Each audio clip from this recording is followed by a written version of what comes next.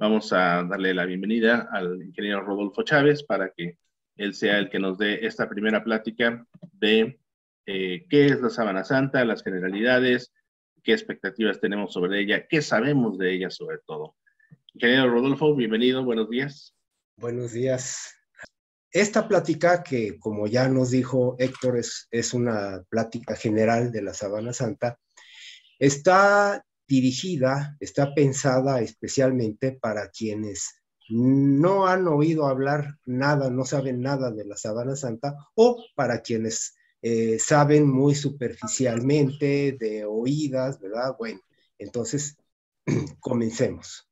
Bien, la Sábana Santa, o también llamada la síndone, es un lienzo de lino de 4,36 metros de largo por 1,10 metros de ancho, que actualmente está guardada en la Catedral de Turín, en Italia. Allá está desde 1578. Una antiquísima tradición ha afirmado que se trata de un lienzo que se usó para envolver el cuerpo de Jesucristo cuando estuvo en el sepulcro. Los evangelios sinópticos, es decir, de San Mateo, San Marcos y San Lucas, hablan de que el cuerpo de Cristo fue envuelto en una sábana limpia. En griego que la compró José de Arimatea. Sindoni, de ahí proviene que también le llamemos la síndone. Bien. Roberto. El Evangelio menciona otra palabra, no menciona síndoni, sino que menciona otonia, que se puede traducir, es una palabra en plural, se puede traducir como lienzos. Bien. El texto de San Mateo dice, y tomando el cuerpo, José de Arimatea lo envolvió en una sábana limpia y lo depositó en su propio sepulcro nuevo que había sido excavado en la roca. Y el texto de San Juan dice, y habiéndose agachado, ve los lienzos, otonia, por el suelo, pero no entró. Llega pues Simón Pedro en pos de él y entró y contempla los lienzos allanados.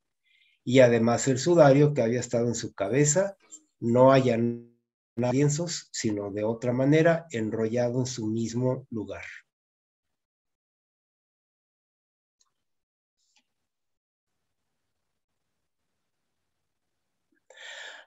A simple vista, se aprecia en la síndone una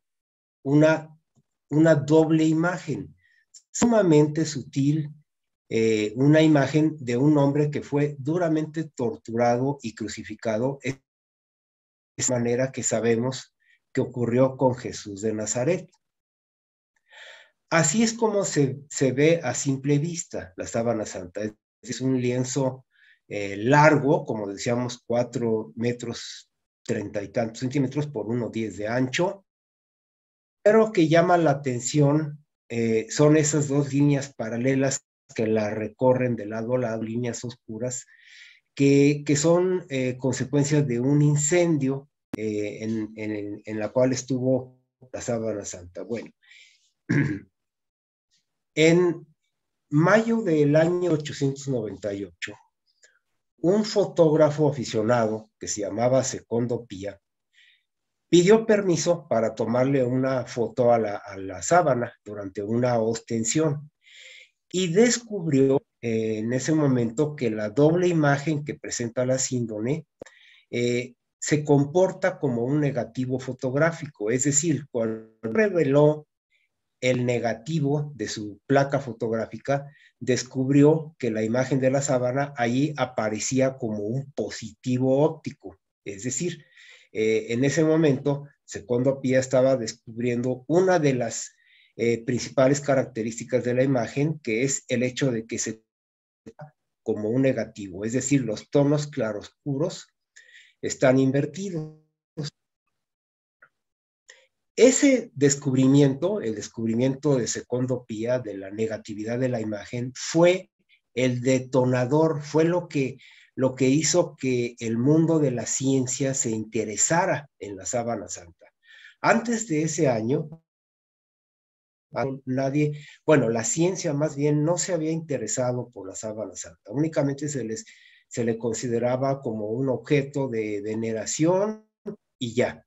Pero desde ese entonces, desde el descubrimiento de Secondo Pía, físicos, químicos, médicos, historiadores, biólogos, han hecho una gran cantidad de estudios aliens.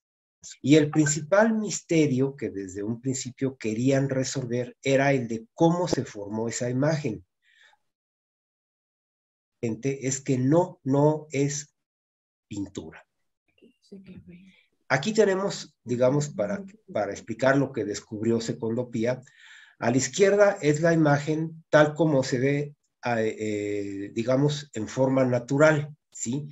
La imagen frontal, y a la izquierda el negativo fotográfico en donde se torna en un positivo.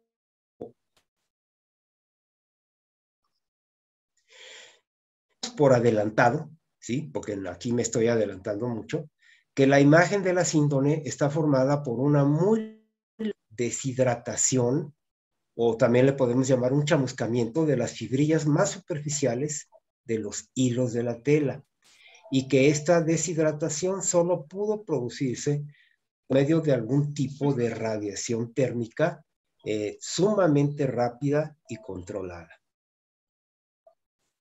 Muy bien. Al llegar a este punto, antes de seguir adelante, seguramente muchos de ustedes, quienes me están escuchando, se estarán haciendo estas preguntas. ¿Y es auténtica la síndone, el lienzo que envolvió el cuerpo de Cristo? ¿Es realmente Cristo ese hombre cuya imagen vemos en la sábana santa? Pues bien, estas preguntas irán encontrando poco a poco su respuesta a lo largo de esta plática.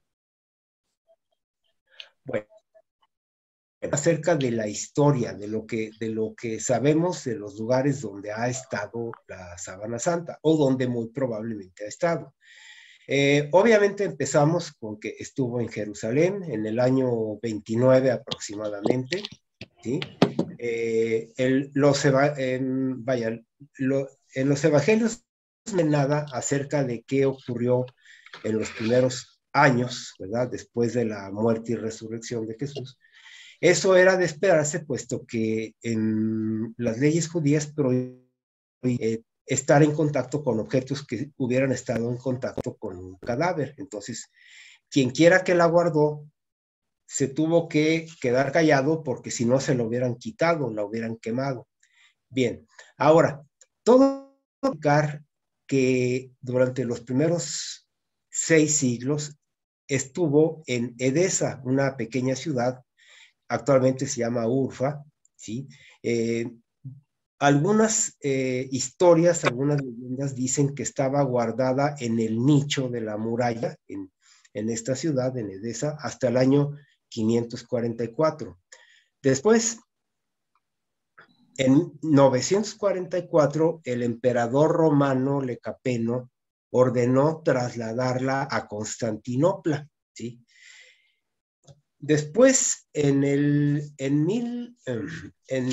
1304, indicar que fue robada la sábana santa de allí de Constantinopla junto con otras reliquias por medio de los cruzados, la cuarta cruzada, que se desvió de su objetivo y fueron a saquear Constantinopla, y por un momento desaparece, no se sabe nada de dónde quedó, y en 1353 reaparece en Liry, en el norte de Francia, en manos de Godofredo de Charny.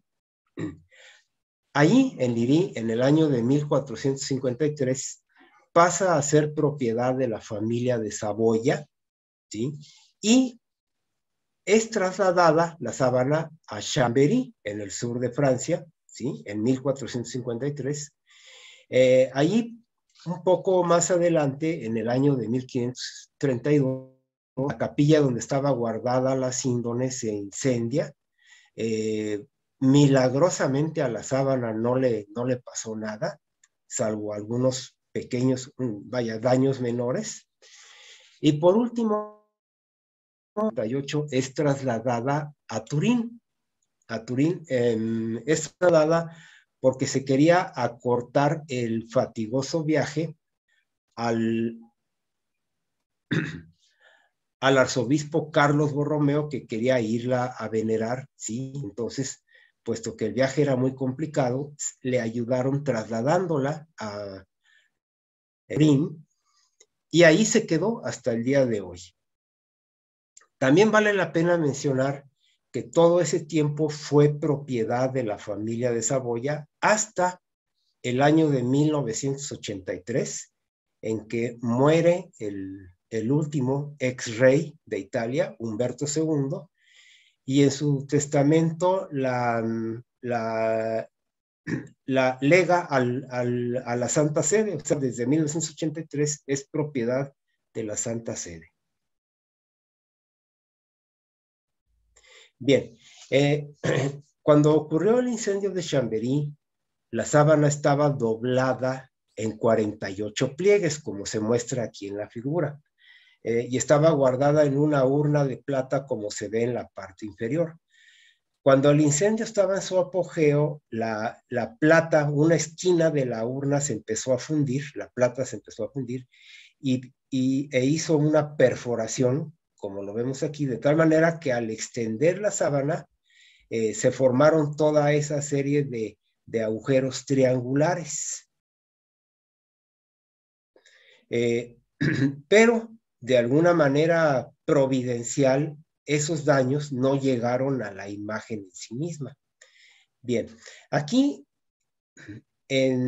volvemos a ver en la parte superior la sábana santa tal como se ve a simple vista, y en la parte inferior tal como se ve en un negativo fotográfico. Podemos ver que hay dos imágenes, es decir, hacia la derecha es la imagen dorsal de un hombre que fue duramente torturado, y en la mitad hacia la izquierda la imagen de ese mismo hombre, pero frontal.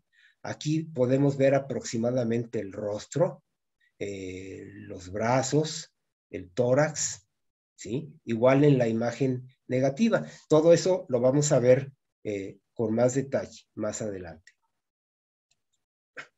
Bien, para entender por qué hay dos imágenes en la sábana, podemos basarnos en esta pintura de la Robert, ¿verdad?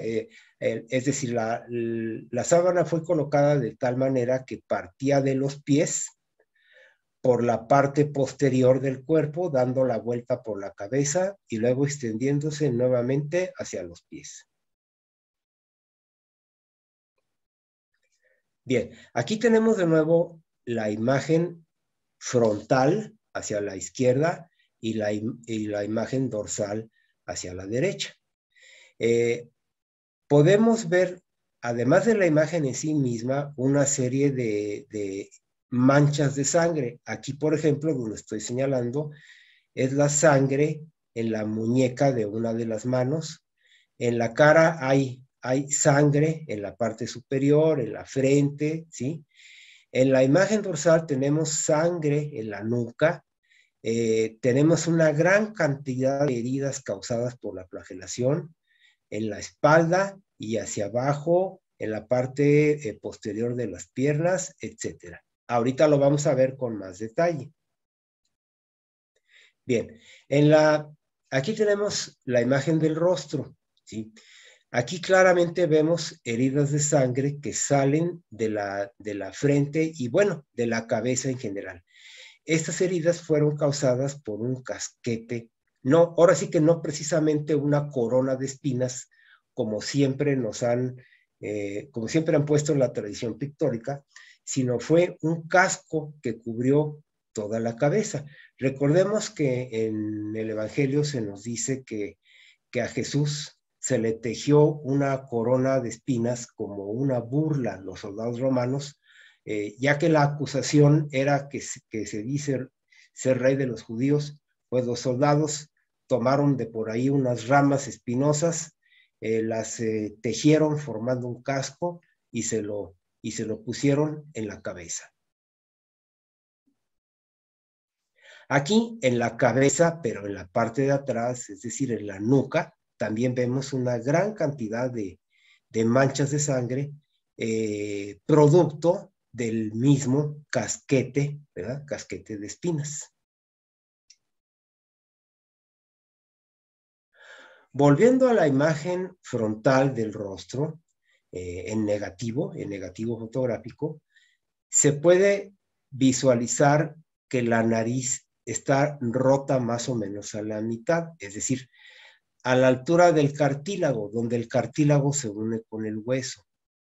También lo que es el pómulo derecho está inflamado, es decir, el ojo derecho incluso está semicerrado, un poco más cerrado que el ojo izquierdo. Esto inmediatamente nos recuerda que también en los evangelios se dice que cuando Jesús estaba ante Caifás, uno de los guardias le dio con un palo un golpe en la cara, ¿sí? Cuando le dijo, así le hablas al sumo sacerdote, y le dio un golpe en la cara. Bien, ahora, estamos de nuevo en la imagen dorsal, ¿sí? Y aquí tenemos la espalda amplificada. Hay una gran cantidad de heridas producto de la flagelación. También aquí recordemos que en los evangelios se nos dice que Pilato, con el propósito de calmar un poco los ánimos, ¿verdad? de la gente que estaba gritando, crucifícalo, Pilato lo mandó flagelar con el propósito de a ver si con eso ya se calmaban un poco las cosas y podía soltarlo. Bueno, pues aquí tenemos la gran cantidad de heridas. Lo más interesante es que cada una de esas heridas es una herida doble, es decir, están por pares. Y eso corresponde con lo que la arqueología ha podido averiguar acerca de cómo era el flagrum, es decir, el instrumento que usaban los romanos para flagelar. El flagrum consistía en un mango de madera del cual salían correas de cuero, y en la punta de cada una de las correas había dos pequeñas esferitas de plomo, de tal manera que al dar el golpe, las esferitas se enterraban profundamente en la piel, incluso hasta arrancaban pedacitos de piel. Era un castigo terrible. También se ha podido determinar, tomando en cuenta la distribución de las heridas, que eran dos los verdugos, es decir, uno a su izquierda y otro hacia la derecha, que le golpeaban alternativamente, primero uno, luego el otro, etc.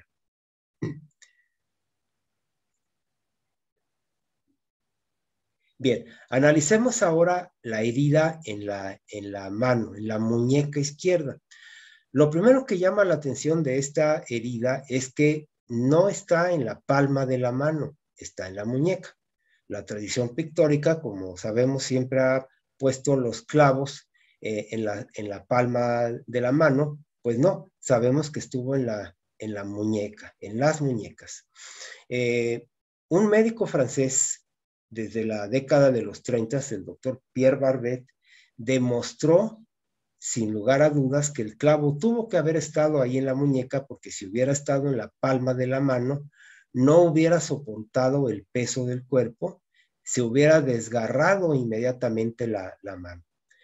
Es decir, se sabe que el clavo penetró en lo que los médicos llaman el espacio libre de Destot, un pequeño espacio rodeado por 7 huesecillos que forman una especie de embudo, y por ahí un clavo puede penetrar con suma facilidad, prácticamente de un martillazo. Ahora bien, lo segundo que llama la atención de la herida en la muñeca es que tiene dos pequeñas salientes, como las vemos aquí hacia la izquierda. ¿A qué se debe eso? Bueno, cuando el cuerpo estaba todavía clavado en la cruz, esas dos salientes apuntaban hacia el suelo, es decir, fueron formadas por vamos a decir, por los escurrimientos de sangre que salían de la herida. Pero ¿por qué dos? ¿Por qué dos? Bueno, la explicación es la siguiente. Cuando el cuerpo estaba todavía clavado en la cruz, el crucificado de vez en cuando, apoyándose en los pies, hacía un esfuerzo por levantar el cuerpo para poder respirar un poco más, y al hacer ese esfuerzo, al levantar el cuerpo, provocaba cierta rotación en el clavo de la mano, y por eso ese doble escurrimiento, ¿sí? Que aproximadamente forma un ángulo de 10 grados. En base al ángulo que forma el escurrimiento principal con respecto al brazo, se ha podido calcular cuál era la tensión que soportaba cada uno de los brazos. Es decir, el hombre de la sábana debe de haber pesado unos 80 kilogramos, que repartido entre los dos brazos, pues tocaría 40 cada brazo, y tomando en cuenta que los brazos formaban un ángulo, ¿sí? Un determinado ángulo, se puede calcular la carga que soportaba cada brazo, que era aproximadamente 94 kilogramos, es decir, una carga enorme. Bueno, ahora vayamos de nuevo a la imagen dorsal y analicemos la imagen, la parte de los pies, ¿sí? Aquí también lo primero que llama la atención es que solamente aparece la planta del pie derecho completa, y el pie izquierdo solamente aparece lo que es el talón. Esto también tiene una explicación médica.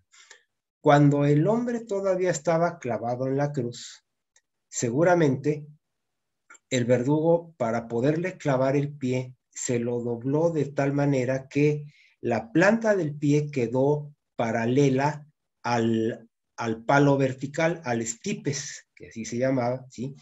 Y después, ya una vez que fue bajado de la cruz, y al sobrevenir la rigidez cadavérica, el rigor mortis, ese pie que fue forzado a tomar esa posición se quedó en esa misma postura. Por eso se ve la planta del pie derecho completa. En cambio, el pie izquierdo se quedó, digamos, en la posición normal, la posición natural, y por eso solamente aparece el talón. También aquí, donde apunta la flecha, claramente vemos la herida donde penetró el clavo. La otra mancha que se ve acá más arriba no es de ningún clavo, es simplemente una acumulación de sangre en el talón. Y aquí es para mostrar el punto donde penetró el clavo del pie. Bueno, volvamos ahora a la imagen frontal, y ahora vamos a ver de manera amplificada la herida que tiene el hombre en el costado. El hombre de la sábana presenta una herida de lanza en forma oval, aquí donde estoy señalando, ¿sí? Recordemos que en el Evangelio de San Juan se nos dice que un soldado romano, un centurión, fue enviado a quebrarles las piernas a los 3 crucificados, que eso era lo más común para acelerar la muerte, ¿verdad? Pero cuando llegó con Jesús vio que ya estaba muerto y no le rompió las piernas, sino que le clavó su lanza en el costado y salió sangre y agua, así dice San Juan. Pues aquí vemos que a partir de la herida hacia abajo hay un reguero de sangre, pero esta sangre no es igual que la de la nuca o la de las manos, sino es una sangre discontinua, es decir, es una sangre mezclada con el líquido pericárdico. Como por medio de la arqueología se conoce cómo eran las lanzas romanas, se puede calcular en base al tamaño de la herida cuál fue la profundidad, qué tanto penetró la lanza, y debió haber penetrado hasta la aurícula derecha del corazón, que se sabe, los médicos saben que en un cadáver reciente está totalmente llena de sangre, ¿sí? Entonces, Eso explica ese brote de sangre y agua. El agua sería el líquido pericárdico. El pericardio es la envoltura, la especie de bolsa, ¿sí?, que cubre todo el corazón. En la espalda, a la altura de la cintura, hay un reguero de sangre del mismo tipo que la que acabamos de ver que salió de la herida del costado. Es decir, esta herida a la altura de la cintura, esta sangre que se ve a la altura de la cintura proviene de la misma herida del costado. La explicación sería que cuando el cuerpo fue bajado de la cruz y fue colocado en posición horizontal, hubo un como segundo brote de sangre y esa sangre se canalizó a través de la cintura. Bien, ahora, además de la descripción médico-anatómica que acabamos de ver del hombre de la sábana, a la sábana misma se le han hecho también otros muchos estudios. Vamos a ver los principales de ellos. En 1973, un criminólogo suizo experto en palinología, o sea, en el polen, ¿verdad?, que se llamaba Max Frey, le dieron permiso de tomar muestras de polen de la sábana. Es decir, entre paréntesis, cuando se analiza el polen que tiene una tela, por ejemplo, la ropa de una persona, se puede deducir dónde ha estado esa persona, porque el polen de cada región, de cada país, de cada zona, varía según las especies de plantas que existen. Bueno, entonces Max Frey tomó muestras del polen, encontró granos de un total de 49 especies distintas de plantas, de las cuales 13 son del Negev y de la zona del Mar Muerto, es decir, de Palestina, de las zonas cercanas a Jerusalén, lo cual ponía en evidencia que la sábana santa es originaria del Medio Oriente. Y el resto del polen, pues, es de los demás lugares donde se sabe que ha estado la sábana santa, del Asia Menor, de Francia, de Italia, etc. Bien, en 1976, los doctores John Perry Jackson, que en ese entonces trabajaban para la NASA, analizaron una fotografía de la imagen de la sábana santa por su propia cuenta, por su propio interés de ellos, e hicieron un descubrimiento sensacional. Descubrieron que la imagen de la sábana tiene codificada información tridimensional. Es decir, ellos descubrieron que cada punto de la imagen, el grado de opacidad relativa de cada punto de la imagen, corresponde a la distancia que separaba el lienzo del cuerpo en el momento que se formó la imagen. De tal manera que por medio de una computadora se puede reproducir la tridimensionalidad de la imagen. Esto, como les digo, es algo excepcional porque ninguna otra imagen, ni una fotografía, ni mucho menos una pintura, tiene esa propiedad de la tridimensionalidad. Ellos aplicaron un aparato que se llama el BP8, que era usado en ese entonces para analizar las imágenes que mandaban las naves Viking que estaban en la superficie de Marte. Bueno, aquí tenemos una imagen tridimensional del rostro, obtenida por medio de una computadora, basada precisamente en el hecho de la información tridimensional que contiene la síndrome. A raíz de este descubrimiento, a raíz del descubrimiento de John Perry Jackson, en 1977 se formó un equipo de 33 científicos de diversas especialidades, un equipo encabezado por los mismos John Perry Jackson, al cual se le ha conocido como el Proyecto de Investigación de la Sábana de Turín, STURP por sus siglas en inglés. Y este equipo se formó con la principal finalidad de determinar cómo se formó esa imagen tan especial que tiene la sábana santa. ¿Qué tipo de proceso podría haberla formado? Y este equipo finalmente se reunió en Turín, ¿sí? Pidieron permiso para analizar la sábana directamente, tenerla en sus manos. Se reunió en octubre del 78 y durante 6 días ininterrumpidamente trabajaron intensamente, efectuando cientos de diferentes pruebas directamente sobre la síndrome. Y los resultados se fueron dando a conocer poco a poco, sobre todo hasta 1981. Algunas de las principales conclusiones a las que llegó Lusturp son las siguientes. Digo, en un lenguaje un poco técnico, ¿verdad? La imagen se formó por algo que produjo oxidación, deshidratación y conjugación de la estructura polisacárida de las microfibras del lino. Estos cambios se pueden producir en el laboratorio mediante ciertos procesos.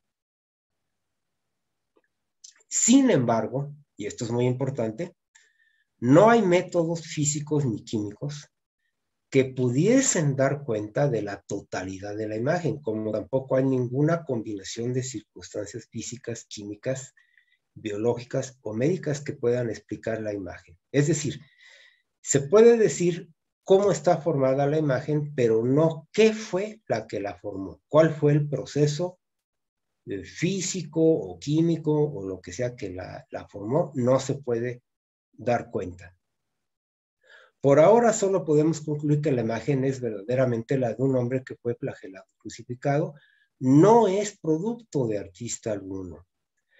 Ah, y muy importante, las manchas de sangre están compuestas por hemoglobina, es decir, son verdaderamente sangre, y además dieron positivo en la prueba de albúmina de suero. La imagen sigue siendo un misterio.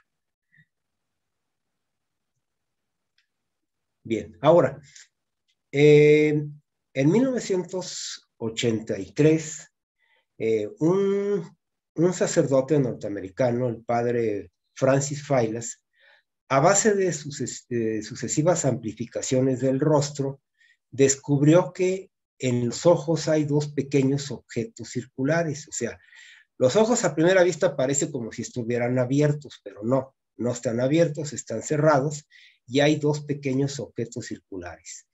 Se sabe que en tiempos de Cristo existía la costumbre de que a los cuerpos se les ponía dos pequeñas monedas, objetos pequeños en los ojos, para cerrárselos.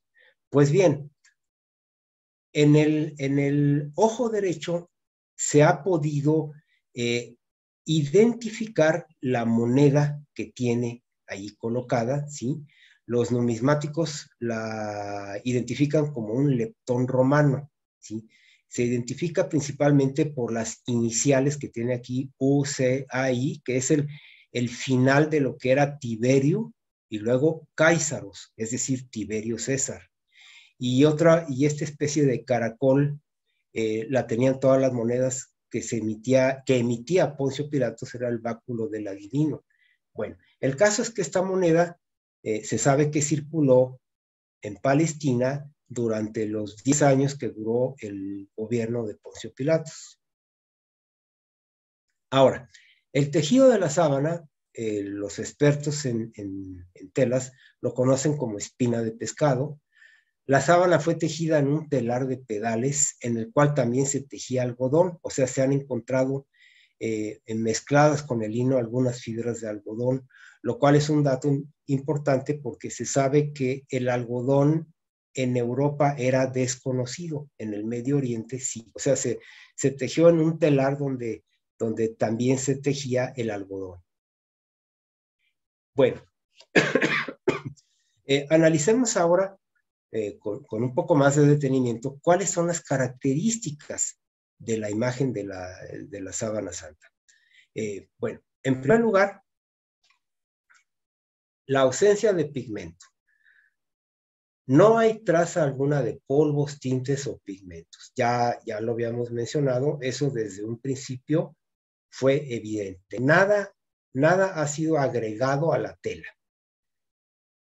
En segundo lugar, la imagen es sumamente superficial, es decir, la imagen está formada por la deshidratación de las fibrillas más superficiales de los hilos de la tela. La imagen no pasa al otro lado de la tela, solamente penetra un 10% del espesor de la tela. Número 3, pormenorización. La imagen se presenta extraordinariamente detallada, ya lo hemos visto. Se presenta ahora sí que tan extraordinariamente detallada que, por ejemplo, los médicos la han podido analizar como si tuvieran delante de sí al cuerpo en sí.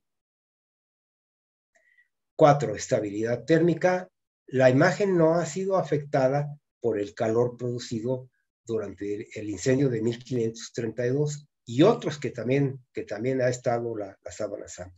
Concretamente en 1997 hubo otro. Número 5, tridimensionalidad, ya la mencionamos. El grado de opacidad de cada punto de la imagen varía en función inversa a la distancia cuerpo-lienzo. O sea, por medio de una fórmula matemática se puede relacionar el grado de opacidad con la distancia cuerpo-lienzo. 6, negatividad. Ya lo mencionamos. En la imagen, los tonos claros y oscuros están invertidos, como lo que ocurre en un negativo fotográfico. 7, no direccionalidad. Esto también es muy importante. No aparece en la imagen la inevitable marca personal de dirección que imprime una mano con sus pinceladas, ¿sí? Es decir, no pudo haber sido producida por mano humana, no hay direccionalidad alguna. 8, estabilidad química. El colorido propio de la imagen no puede disolverse, decolorarse o alterarse mediante reactivos químicos corrientes. 9, estabilidad al agua. La imagen no quedó afectada por el agua que se usó para apagar el incendio de 1532. Le arrojaron una gran cantidad de agua, no le pasó absolutamente nada a la imagen. Número 10, esta es una de las características de la imagen más, se puede decir, más impresionantes, la ortogonalidad. Cualquiera que fuese el tipo de radiación que formó la imagen, dicha radiación viajó de cada punto del cuerpo hacia la tela en ángulo recto hacia la misma. Es decir, en el momento que se formó la imagen, la tela tuvo que haber estado en una posición, vamos a decir, plana, tanto para formar la imagen dorsal como para la imagen frontal. O dicho de otra manera, el lienzo no caía por los lados del cuerpo, porque si hubiera caído por los lados, la imagen hubiera sido, pues, totalmente deforme, y vemos que no. Es una imagen nítida. Número 11, carencia de límites definidos y levedad. La imagen no tiene un límite definido, es decir, la imagen, si se observa detenidamente del centro hacia la orilla, se va poco a poco diluyendo con el color propio de la tela. No hay un límite preciso en donde termine la imagen. Y esto trae también una consecuencia interesante. La imagen, para poderla apreciar bien, se necesita ver el lienzo desde unos 4 o 5 metros de distancia. Si se observa de muy cerca, no se distingue prácticamente nada. Otra característica muy importante de la imagen es la uniformidad entre ambas imágenes. La imagen dorsal no muestra una mayor intensidad que la imagen frontal, como cabría suponer, debido al peso del cuerpo. O sea, cualquiera pensaría que la imagen dorsal debería de ser más intensa por el peso del cuerpo, ¿sí? Y además también se esperaría que la imagen dorsal mostrara aplastamientos de diversas zonas del cuerpo. Y pues no hay esos aplastamientos. Da la impresión de que el cuerpo, en el momento que se formó la imagen, el cuerpo levitaba, en ese momento, no tenía peso en ese momento. Y una última característica muy especial de la imagen: no hay imagen en donde hay manchas de sangre. Es decir, se ha descubierto que donde hay manchas de sangre, atrás de la sangre no hay imagen. Esto demuestra que las manchas de sangre son anteriores a cuando se produjo la radiación que produjo la imagen. Si se pensara que un supuesto artista creó la imagen, pues hubiese sido absurdo que primero haya puesto las manchas de sangre y después la imagen.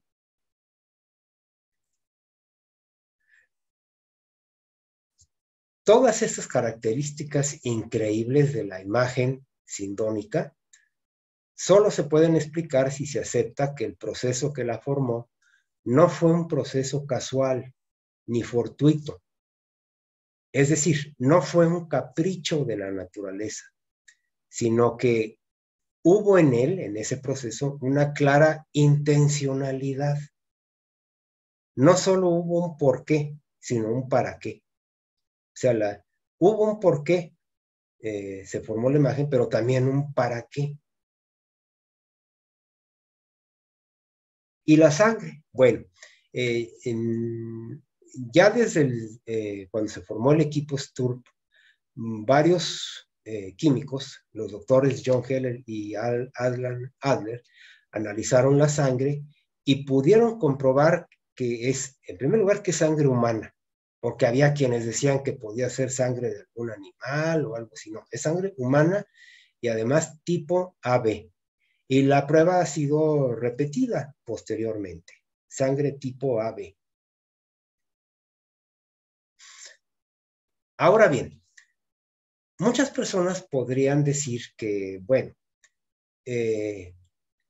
si la sábana es auténtica y muestra la imagen de un crucificado, ¿cómo podemos estar seguros que ese hombre es Jesucristo? Porque pues igual y podría ser otro crucificado. Al fin y al cabo se sabe que en el siglo I la crucifixión era un castigo muy frecuente y hubo muchos crucificados. ¿Cómo podemos pensar, cómo podemos estar seguros que este hombre es Cristo? Bueno, aquí lo que podemos hacer es basarnos en un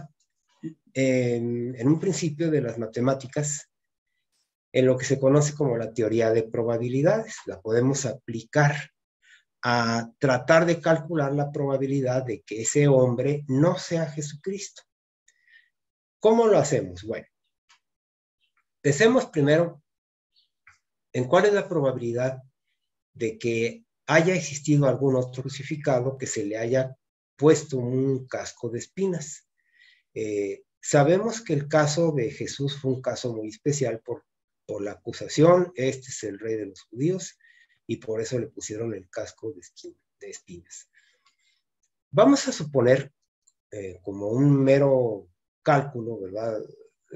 Hasta cierto punto subjetivo, que 1 de cada 10 crucificados les hayan puesto una corona, como en el caso de Cristo, 1 de cada 10. Bueno, ahora vamos a pensar en la probabilidad de que algún otro sentenciado se le haya flagelado y luego crucificado, porque sabemos que en el caso de Cristo fue un caso especial. No era común flagelar y luego crucificar. Lo común era o una cosa o la otra. Bueno, pero vamos a suponer que 1 de cada 50 le hayan primero flagelado y luego crucificado. 1 de cada 50. O pónganle ustedes otra proporción, la que a ustedes les parezca mejor. Número 3. ¿Cuál sería la probabilidad de que haya habido otro crucificado que se le hayan fijado las manos y pies con clavos? Porque lo normal no era clavar, sino era amarrar a los crucificados. Y los amarraban y por el peso del cuerpo se asfixiaban. Bueno, pero vamos a suponer que 1 de cada 5 fueron clavados. Número 4. ¿Cuál es la probabilidad de que haya habido otro crucificado que se le haya envuelto en una sábana y se le haya dado una sepultura digna? La mayoría de los crucificados, pues como eran delincuentes, no se les daba una sepultura digna, los familiares no pedían el cuerpo y por lo tanto se les colocaba en la fosa común o se les dejaba ahí abandonados, ¿verdad? A las bestias del campo. Bueno, pero vamos a suponer que uno de cada 100 sí era reclamado y colocado en una sábana de lino. Número 5. ¿Cuál es la probabilidad de que haya existido algún otro crucificado que en vez de que le rompieran las piernas, que era lo común, le clavaron la lanza en el costado? Digamos que uno de cada 500. También todas estas cantidades, vuelvo a decir, ustedes pueden modificarlas, ponerles las que a ustedes les parezca mejor. Número 6. ¿Cuál es la probabilidad de que haya habido algún otro crucificado que lo envolvieron en forma apresurada y que no se realizara ningún tipo de lavado? Lo común era que a los cuerpos, antes de ser sepultados, los lavaran y luego ya los envolvieran y los sepultaran. Sabemos que el caso de Jesús fue especial porque como ya se venía el sábado, a las 6 de la tarde, cuando oscurecía, comenzaba el sábado, había que hacerlo todo en forma apresurada y por eso no fue lavado el cuerpo. Vamos a decir que uno de cada 1000 les hubiera pasado lo mismo. Número 7. ¿Cuál es la probabilidad de que haya existido algún otro crucificado que se le haya retirado el lienzo en un tiempo suficientemente corto antes de que el cuerpo muestre señales de descomposición? Es decir, el hombre de la sábana no presenta todavía señales de descomposición, lo cual indica que la sábana fue retirada antes de las 36 horas. ¿Cuál es la probabilidad de que algún otro le haya pasado lo mismo? Vamos a decir que uno de cada 1000. Ahora bien, si aplicamos la ley de la multiplicación de probabilidades, que así se le llama, ¿verdad?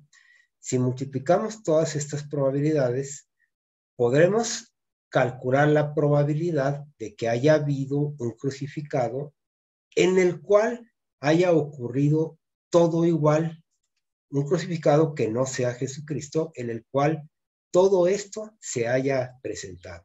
Entonces, si multiplicamos todas estas probabilidades, nos da esta cantidad. 1 entre 125 millones de millones. Es decir, no digo 125 billones, porque en otros idiomas que no son del español, billones cambia su significado, entonces por eso prefiero decir 125 millones de millones. Es decir, una probabilidad bajísima, extraordinariamente baja, ¿verdad? Prácticamente llegamos a la conclusión de que es imposible que haya habido otro hombre que le haya pasado exactamente lo mismo que a Jesucristo. Nada más como dato curioso, este número, 125 millones de millones, si lo consideráramos como segundos de tiempo y lo convirtiéramos a años, son casi 4 millones de años.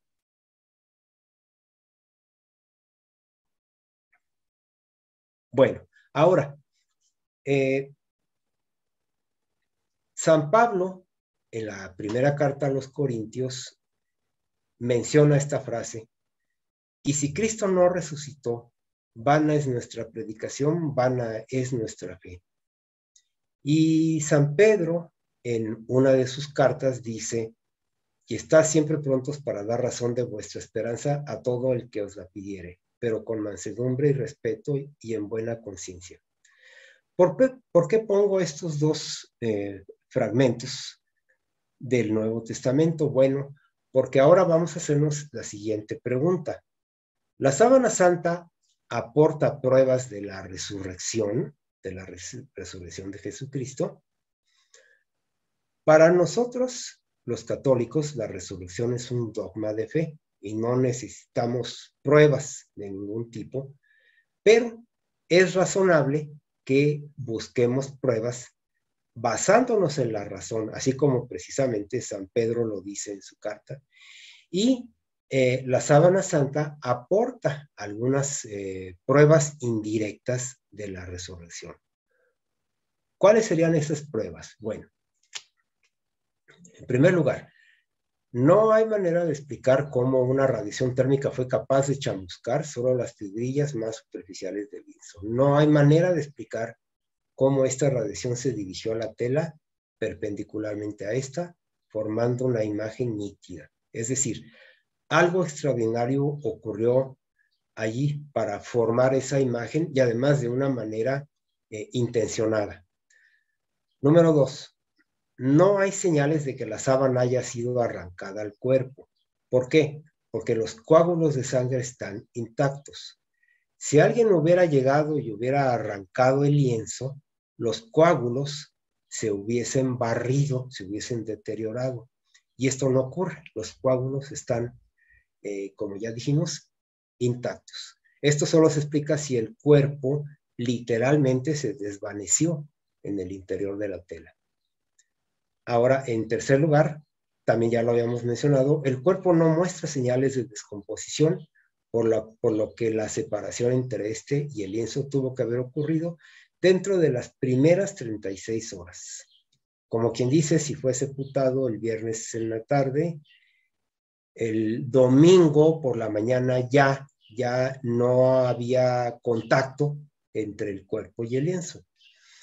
Todo esto solo se puede explicar si algún hecho extraordinario ocurrió dentro del sepulcro.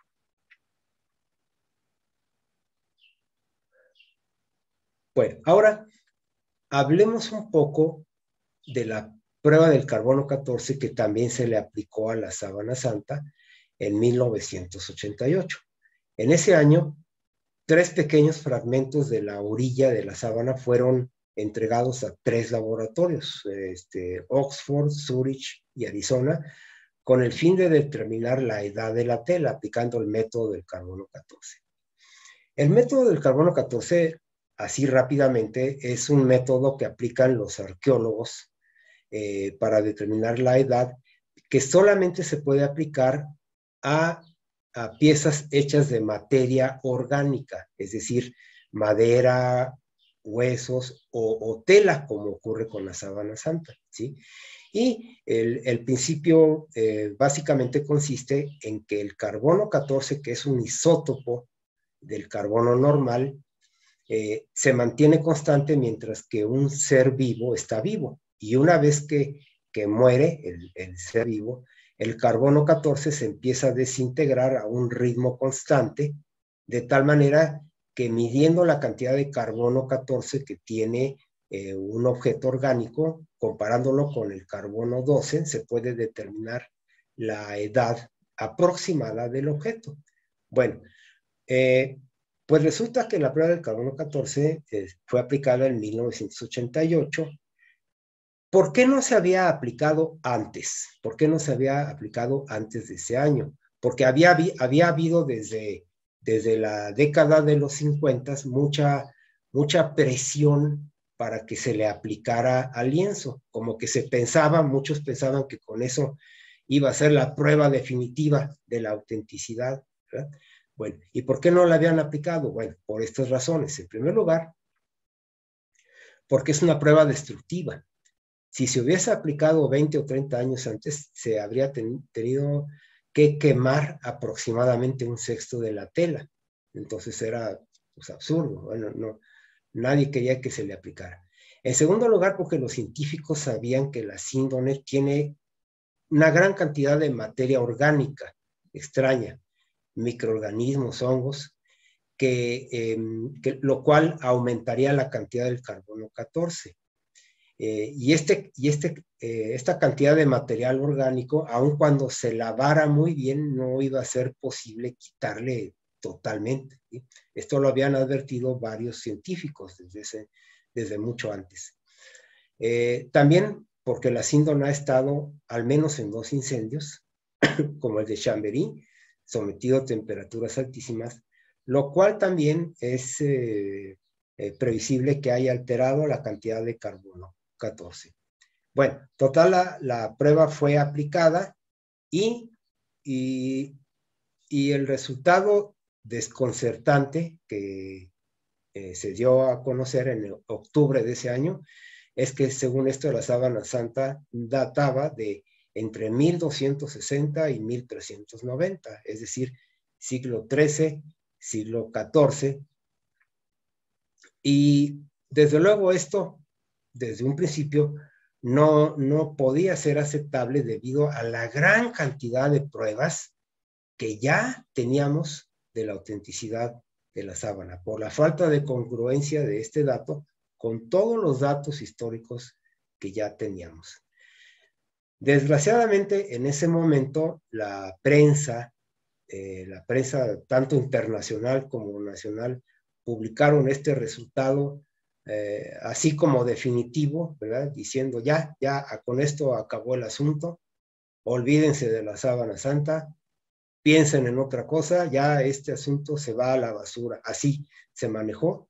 Desde luego, toda la comunidad sindonológica, los científicos que ya conocían y que estábamos adentrados con la sábana, se dieron cuenta que no podía ser aceptable el resultado.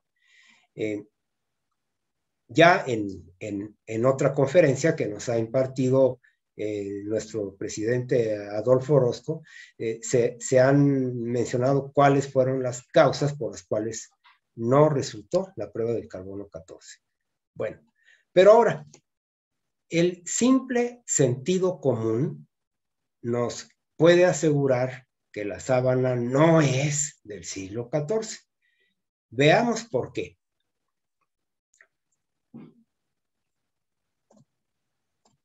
Veamos por qué. Examinemos brevemente cómo tendría que haber procedido un supuesto artista del siglo XIV para elaborar la sábana santa.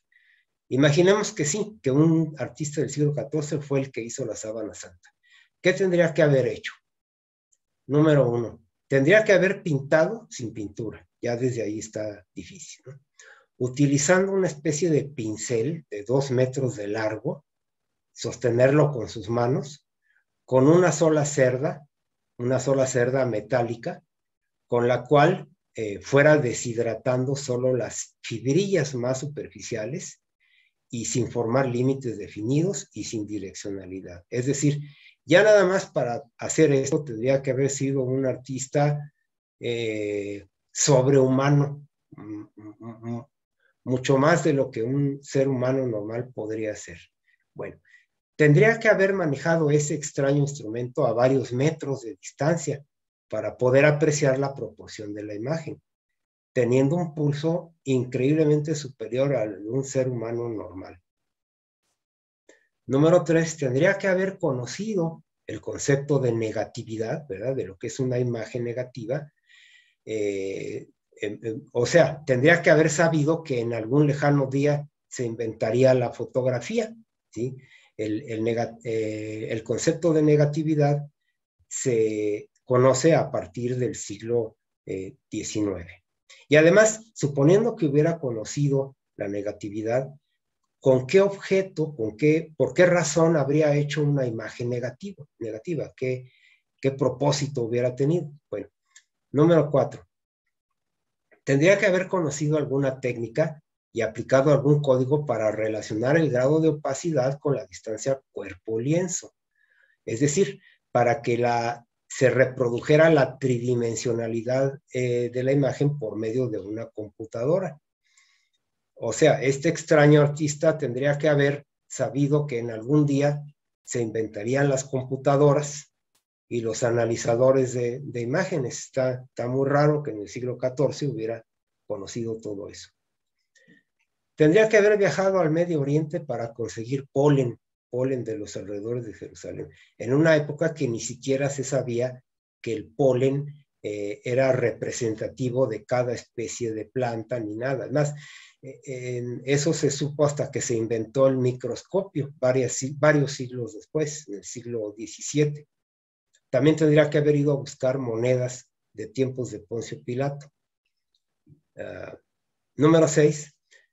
Tendría que haber sabido que en la sangre muerta el plasma está separado del paquete celular. O sea, para poder pintar la herida del costado diferente de las demás heridas.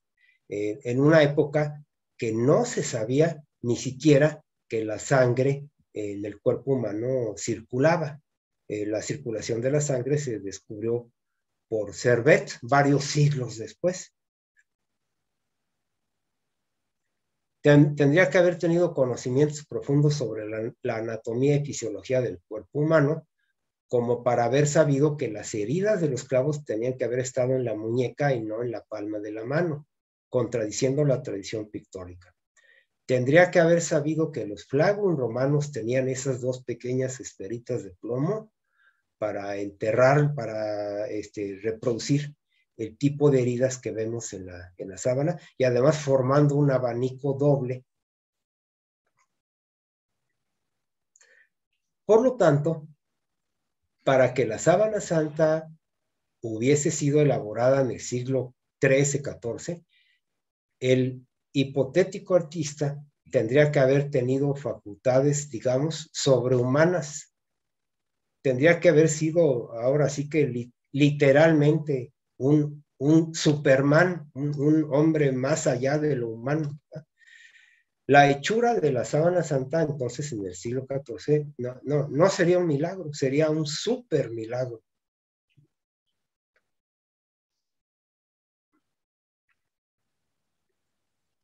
Bueno, ahora, ya casi para terminar, muchas personas preguntan que bueno, la iglesia, ¿qué postura tiene? ¿Qué postura toma respecto a la sábana santa?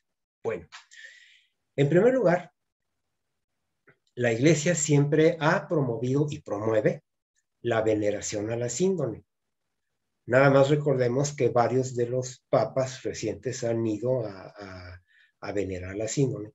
Siempre ha promovido la veneración de la síndone como la más importante reliquia del cristianismo, en la cual se ve reflejado el sufrimiento humano e invita a reflexionar sobre la pasión, muerte y resurrección de Jesucristo.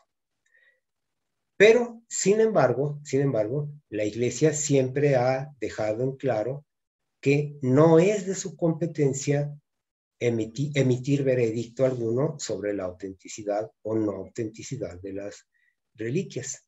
Por lo tanto, la Iglesia respeta plenamente lo que la ciencia o la arqueología dictaminen de acuerdo con sus métodos y procedimientos. Hay personas, yo he conocido personas que esta afirmación como que no la entienden bien, como que la interpretan un poco equivocadamente. Piensan que con esto la Iglesia está negando la autenticidad de la sábana, o dicen, por ejemplo, la Iglesia no se ha pronunciado todavía, ¿verdad?, por la sábana. Pues no se ha pronunciado y no se va a pronunciar, porque como, vaya, lo que está diciendo es que el que sea auténtico o no, esta o cualquier otra reliquia, le compete a otro tipo de especialistas. Por decirlo de alguna manera más sencilla, si por ejemplo, si a un médico le pidieran que dictaminara si un puente está bien construido o no, ¿verdad?, que dictaminara si los materiales que contiene el puente, las vigas están bien puestas, que dictaminara, pues el médico va a decir, bueno, no es de mi competencia, ¿verdad? Aunque supiera él mucho de puentes, diría, no, eso no es de mi competencia, vayan con un ingeniero civil. Bueno, es exactamente lo que aquí está ocurriendo, ¿verdad?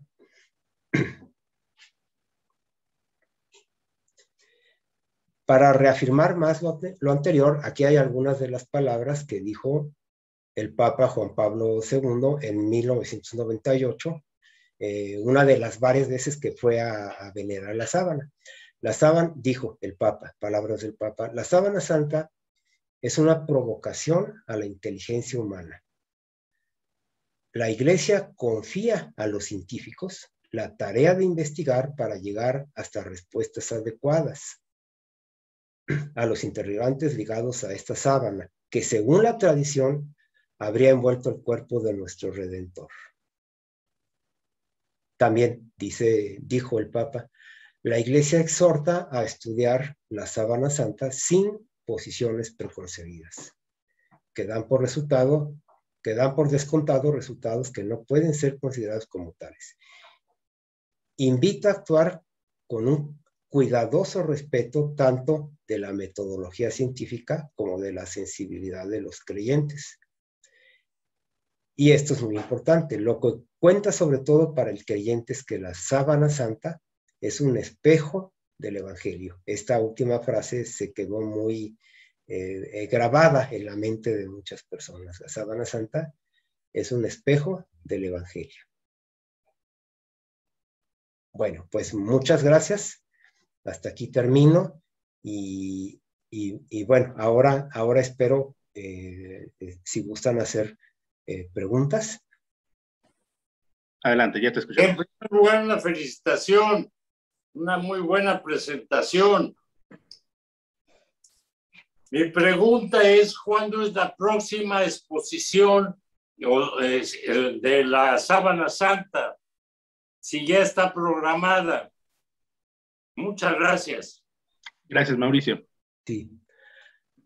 Bueno, yo no tengo ese dato precisamente, a ver si alguien me puede ayudar de los demás miembros del centro. Yo puedo abundar sobre eso. A ver.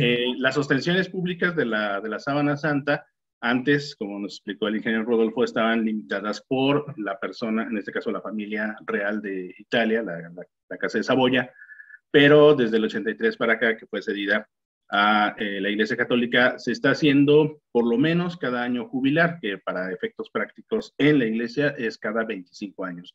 Se hizo en el 2000, se hará entonces en el 2025. Eso es lo más probable. Sin embargo, el Papa puede y ha hecho excepciones muy, muy fuertes para que se ostente de manera limitada en cuanto a tiempo. Se hizo en el 2010, cuando estuvo ahí Benedicto XVI, que por cierto hoy es su cumpleaños número 95, a nuestro deseo de larga vida todavía para nuestro Papa emérito Benedicto XVI. Y justamente estos 3 años seguidos de la pandemia se ha hecho la ostensión privada, se le puede llamar así, para un grupo de jóvenes y a través de las redes sociales se están haciendo las ostensiones pues, prácticamente cada año en este día, en el Sábado Santo. Entonces, la próxima ostensión general, ya con público en el sitio, en Turín, probablemente sea en el 2025. Estaremos pendientes y estaremos anunciándolos para todos. Gracias, Mauricio, por tu pregunta. Tenemos también, levantó la mano la doctora Tere. Adelante, doctora. Sí, buenos días a todos y de verdad un gusto escucharte, Rodolfo. Tienes la habilidad de exponer tus temas con mucha claridad, con mucha elocuencia y con mucho fundamento. Muchas felicidades. Y lo que quería yo nada más comentar, al final tú expresas una de las importantes frases de San Juan Pablo II en una de las ostensiones que hubo donde él estuvo presente para venerar la Sábana Santa, que dice que para el creyente lo que importa es que la Sábana Santa es espejo del Evangelio. Y sí, como tú mencionas, en la Sábana Santa podemos encontrar, de acuerdo con los descubrimientos de todas las ciencias, porque se ha estudiado de manera interdisciplinaria, y específicamente de la medicina, como todas las citas de los sinópticos concuerdan exactamente con los hallazgos anatómicos y fisiológicos y bioquímicos en la Sábana Santa.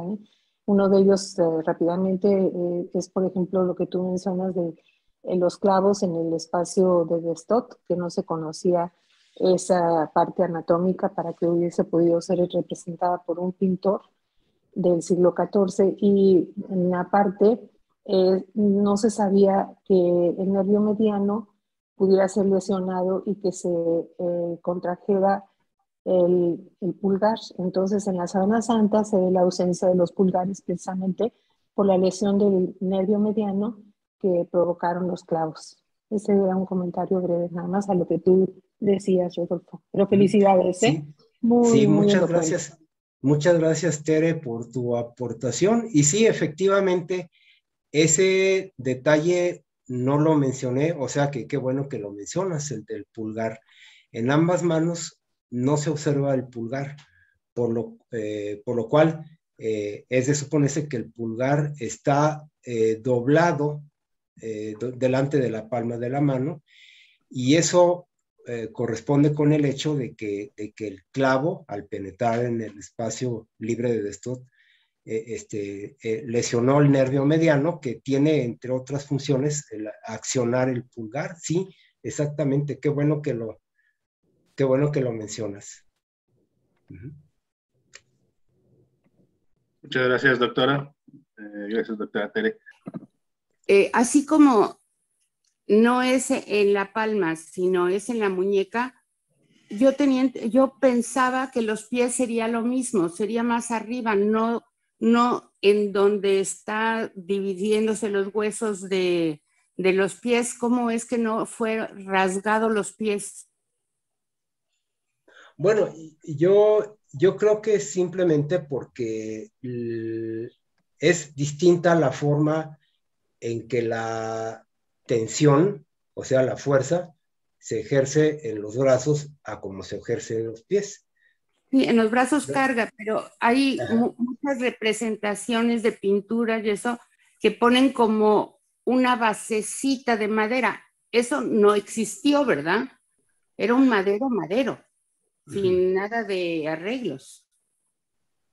Bueno, hay personas que piensan que podría haber tenido una especie de soporte, ¿verdad?, de madera en los pies, como usted dice, pero bueno, ahora sí que en base a la sábana santa pues no se puede concluir si sí lo hubo o si no lo hubo. Yo pienso que no lo hubo, yo pienso que nada más era el puro clavo que estaba sosteniendo todo el peso del cuerpo, el clavo de los pies. Muchísimas gracias, ingeniero. Desde Chiapas lo estamos viendo. Muchas gracias. Muchas gracias. Nos faltó su nombre. Luz María Gazatina. Gracias, Luz María, desde Chiapas. La doctora Tere creo que quiere participar, abundar en ese comentario. Comentando sobre lo de los pies, en realidad, como dice el ingeniero, es diferente, ¿no? En las manos tenía que soportar el peso del cuerpo. En los pies era al revés, la tracción estaba hacia abajo, hacia la gravedad. Entonces, por ese lado, no era el mismo peso que soportaba en las manos, sino que en los pies era al revés. Y ahí, bueno, la idea es que permitían que el crucificado estuviera, si es que ponían el soporte, más tiempo en el suplicio de la asfixia y de los dolores, y de esa manera podía apoyarse en los pies para expulsar el aire que contenían los pulmones, porque los tenía en expansión constante, permanente, no podía expirar. Entonces tenía que apoyarse en los pies para poder expulsar el aire y volver a inhalar. Entonces, esa era la razón por la que a veces se dice que ponían un soporte para prolongar la asfixia y los dolores del crucificado. Muchas gracias, doctora Tere. A nombre de Luz María, que parece que también está de acuerdo. Tenemos en el chat del Facebook también una pregunta de Lupita Carrillo. Rodolfo dice, ¿por qué se dice que no se lavó el cuerpo de nuestro Señor Jesucristo y en Jerusalén hay una piedra donde se indica que ahí fue lavado? Bueno, no se lavó y precisamente porque vemos las manchas de sangre en la sábana. Si se hubiera lavado, pues toda la sangre hubiera desaparecido. Ahora sí que nos hubiéramos perdido nosotros de ese increíble análisis médico, ¿verdad?, del que estamos hablando, ¿verdad? No se lavó porque la sangre está presente, ¿sí? Sí, hay una roca en Jerusalén, una piedra plana, donde dicen que ahí se colocó el cuerpo, pero bueno, eso puede tomarse más bien como una tradición, ¿verdad? No tanto como algo que literalmente ahí lo hayan puesto, ¿sí? De hecho, muchos de los lugares que están ahí en Jerusalén, yo tuve también la oportunidad de estar allá hace muchos años. Recuerdo recuerdo dónde está el Santo Sepulcro y la roca que usted está mencionando, pero siempre se nos advierte que esos, por ejemplo, el lugar exacto donde está el Santo Sepulcro es el lugar más probable, pero no hay la plena seguridad de que ahí haya estado exactamente. A lo mejor 1 o 2 metros más a la derecha o a la izquierda y así, ¿verdad? Igual el lugar donde está la cruz está señalado todavía, ¿sí? El agujero en el suelo donde estaba la cruz cavada, ahí está, pero también se nos advierte que pudo haber estado un poco más para allá o para acá, ¿verdad? ¿Sí? Una pregunta que realicé es si los clavos se colocaron despacio desde Stott, las personas que están estigmatizadas te salen las palmas de las manos. Si hay una explicación respecto a eso.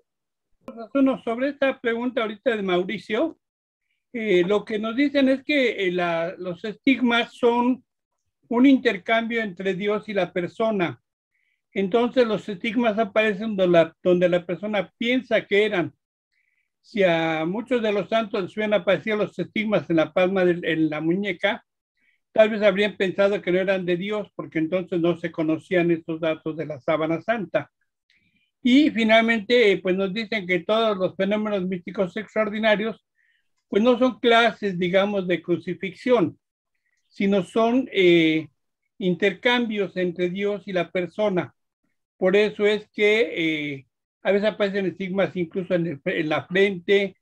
Hay muchas variaciones en eso. A veces la herida del costado aparece del lado derecho, a veces aparece del lado izquierdo, porque finalmente no hay una, llamémosle, ley sobrenatural en este sentido de que tengan que ser directamente un reflejo fisiológico de lo que fue la pasión, sino es más bien un intercambio místico entre Dios y la persona.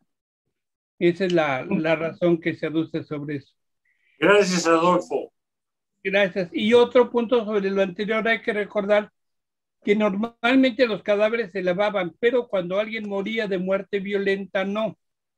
Porque para los judíos el alma formaba parte, estaba en parte en la sangre. De hecho, por eso cuando alguien muere de muerte violenta, se recoge lo más que se puede de la sangre y se entierra con todo el cadáver. Entonces, normalmente se lavaban, les decía, pero en el caso de Cristo que murió de muerte violenta, seguramente no se lavó. Bueno, ya nos mostró Rodolfo que el hecho es que no se lavó. La piedra de la unción, pues probablemente es una piedra donde se colocó inicialmente el cuerpo, tal vez revisarlo un poco, quitarle basuritas, polvo que tuviera y después ya colocarlo en la tumba. Es una tradición, como dice Rodolfo, lo de la piedra de la unción, pero pues normalmente sabemos que está el lugar donde se enterró, fue ya donde se cubrió con la sábana santa, como cuenta ahí la tradición. Muchas gracias, profesor Adolfo. De hecho, la película de la Pasión, la esposa de Pilato, Claudia Prócora, le da a la Virgen unos lienzos en donde fue la flagelación y andaba recogiendo la sangre del suelo para adosársela al cuerpo. Esa voz en off fue de Marisa, la esposa del profesor Adolfo. Gracias, Marisa. Es un dato también muy curioso y gracias por... A nombre del Centro Mexicano de Sindonología, en nombre de todos los que te escuchamos, gracias, ingeniero Rodolfo Chávez. Te damos una excelente ovación y cálida, ¿verdad? Para decirte que muchas gracias por tu tiempo, por tu explicación y enhorabuena por toda la información que nos diste. Gracias. Okay. Muchas gracias a todos, a quienes me escucharon, muchas gracias.